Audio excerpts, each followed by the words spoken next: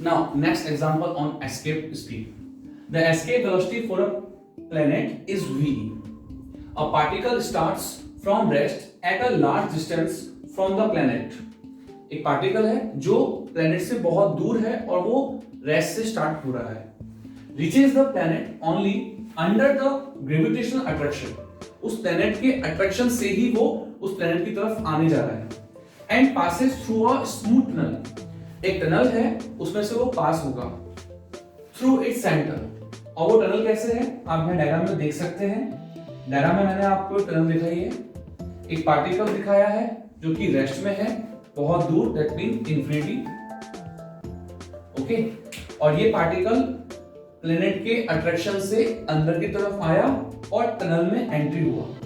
और जब सेंटर से पास हुआ, देखिए क्या पूछा है, its speed at the centre of the planet will be.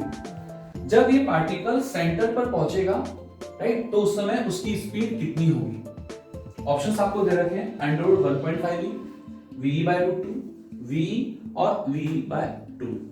यहां ve क्या है, escape speed of that planet from the surface. Escape मतलब अर्थ किसी भी प्लेनेट के जो आपको दिया हुआ है उसकी सरफेस से एस्केप करने के लिए कितनी स्पीड चाहिए होती है, जिसको हम ve कंसीडर करते हैं. तो आपको आंसर ve की टर्म्स में छोड़ना है. नाउ मैंने आपको पहले भी कहा था, जब भी आपसे कोई वेलोसिटी पूछे दिमाग में तुरंत आना चाहिए mechanical energy conservation. Now solution start कर रहे हैं हम. मैकेनिकल एनर्जी कंजर्वेशन यूज कर रहे हैं. कहां यूज कर रहे हैं, आप रिलीज कर रहे हो पार्टिकल को इंफिनिटी से, राइट, और पार्टिकल पहुंचा है सेंटर तक. तो इंफिनिटी और सेंटर के बीच में आप मैकेनिकल एनर्जी कंजर्वेशन यूज कीजिए. इनिशियल पोजीशन आपको दे रखी है इंफिनिटी, तो काइनेटिक एनर्जी और पोटेंशियल एनर्जी इंफिनिटी पर कितनी कितनी है उनको एड अप करें. Equals to particle at the last पहुंच जाएगा सेंटर पर, तो फाइनल पोजीशन हो गई सेंटर. तो दैट मीन आपको सेंटर पर kinetic energy plus potential energy दोनों को एड अप करके इंफिनिटी की मैकेनिकल एनर्जी से इक्वेट करना है. नेक्स्ट, काइनेटिक एनर्जी इंफिनिटी पर आपसे पहले बोल दिया गया है क्वेश्चन के अंदर कि फ्रॉम रेस्ट इंफिनिटी पर, दैट मीन पार्टिकल जब इंफिनिटी पर था तब उसकी स्पीड कितनी थी, 0, रेस्ट में था. तो काइनेटिक एनर्जी वहां कितनी जाएगी, 0. पोटेंशियल एनर्जी इंफिनिटी, ये मैंने कई क्वेश्चन में बताया है. पोटेंशियल एनर्जी इंफिनिटी पर खासकर 2 पार्टिकल सिस्टम के लिए, जिसमें से एक तो इंफिनिटी पर है और एक दैट प्लेनेट है, तो पोटेंशियल एनर्जी 0 हो जाएगी.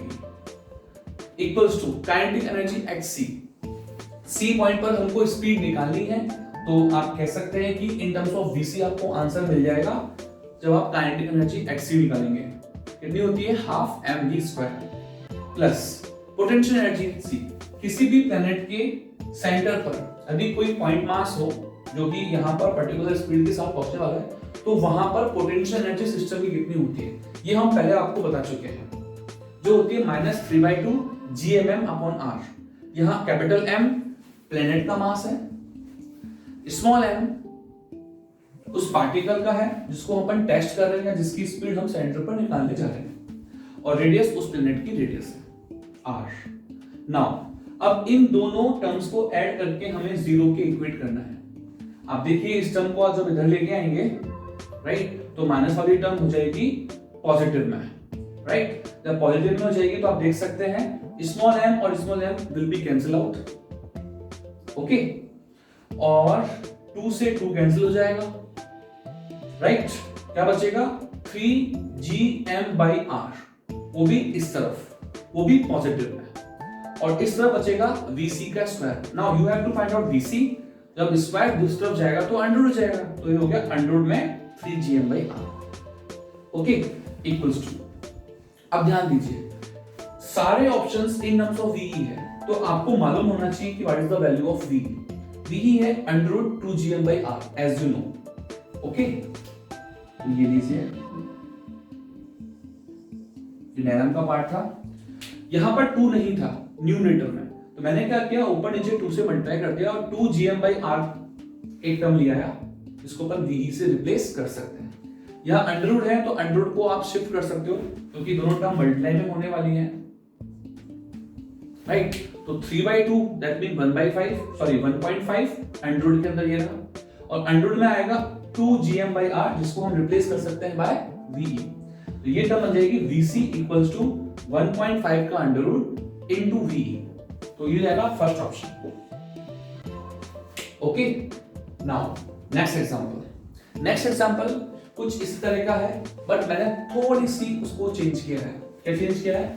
Escape velocity for a planet is v, same है। A particle starts from rest at a large distance की जगह मैं चेंज कर रहा हूं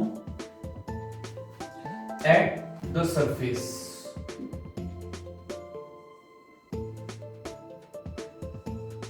एट द सरफेस ऑफ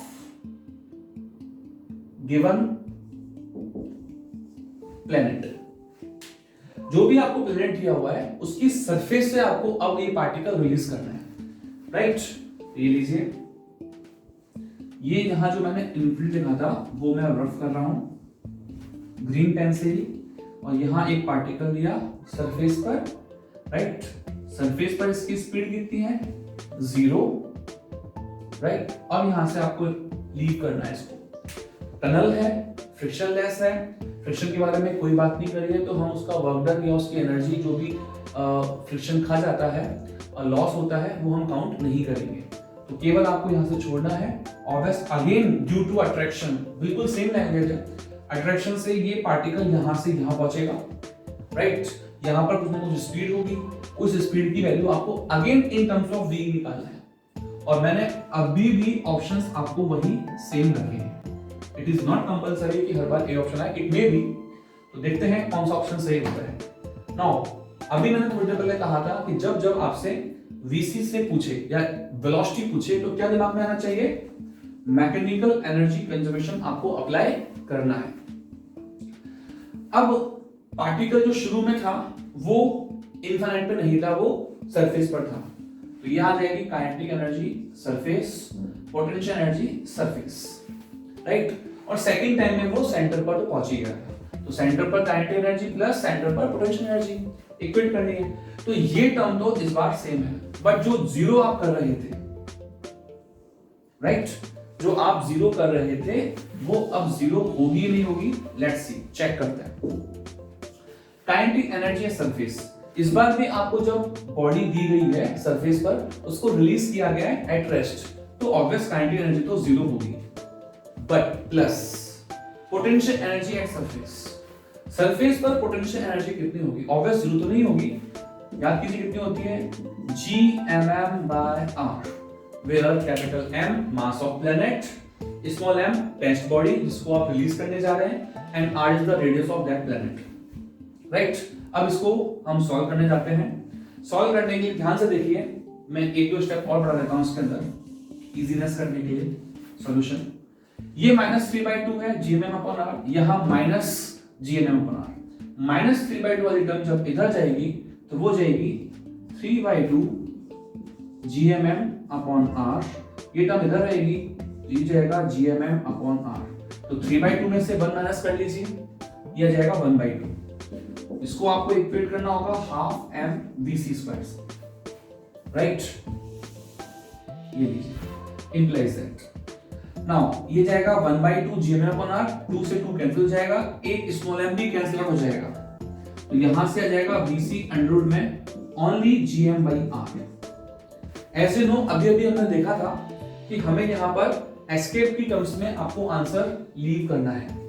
उसके लिए हमें 2 चाहिए। क्या करेंगे? ऊपर नीचे 2 से मल्टीप्लाई कर देते हैं।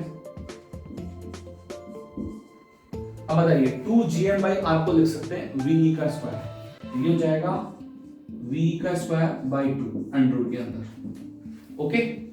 और ve का स्क्वायर क्या बोलेंगे हम अंडर के अंदर? ये हो जाएगा ve बाय √2, राइट। तो आ जाएगा सेकंड ऑप्शन। ध्यान दीजिए यहां पर 2 gm/r क्या है? ve। तो मैं एक बार और ve का फॉर्मूला लिख देता हूं, सिंस 2 gm/r, ओके। तो इस तरह से आप v की टर्म्स में अपना आंसर लीव कर सकते हैं। Thank you.